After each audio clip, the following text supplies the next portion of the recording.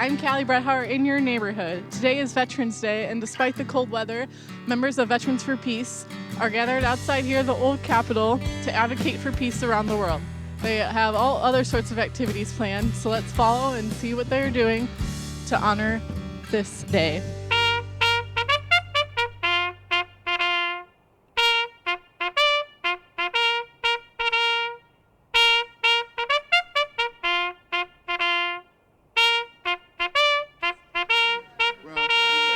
It's officially known as Veterans Day, but we are here celebrating it as Armistice Day. Okay. It was Armistice Day long before it was Veterans Day. Armistice Day is a remembrance of the end of World War I, 96 years ago, and trying to recapture a little bit of the joy and the celebration and the relief that people felt around the world at the end of World War I. The issue that we really need to be addressing is following through with the promise of World War I. World War I was supposed to be the war to end all wars, and we haven't stopped since then. VFP, Veterans for Peace, it's amazing for me to hear these real veterans. I'm a conscientious objector, and they welcome people like me. They also welcome just about anybody who supports what they're trying to do, which is to promulgate and try to influence people and institutions in this country to go the way of peace and to give up war. Well, actually what we have budgeted for our war in Afghanistan for the next fiscal year is something like $58 billion. Whereas the total budget for the EPA for the year is less than $8 billion.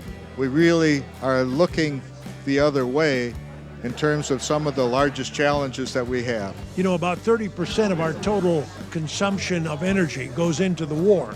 We could have a thorium-based economy which would cut out all emissions. I think that we've got to do something about carbon accumulation, and it seems like everybody's dancing around it.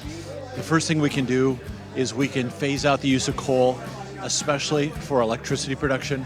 Think about all of the mercury, heavy metals in the air, plus the fly ash, plus the increase in carbon. We need to phase that out. You know, we've made tremendous inroads in solar and in wind.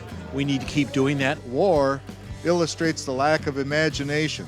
So maybe what the next century needs is an outburst of imagination. Do you think there's a lack of awareness, especially by younger generations, to what's going? Tremendously, partly because the media has been bought off. What you hear and everything is so different than when I grew up with the Vietnam War. There was a lot on the nightly news, you know. I remember Walter Cronkite, you know, kind of thinking things over and thinking, this is not a good way. This war thing is not working. I think the idea is to celebrate this day as the possibility of an end to war. Veterans are not the only heroes.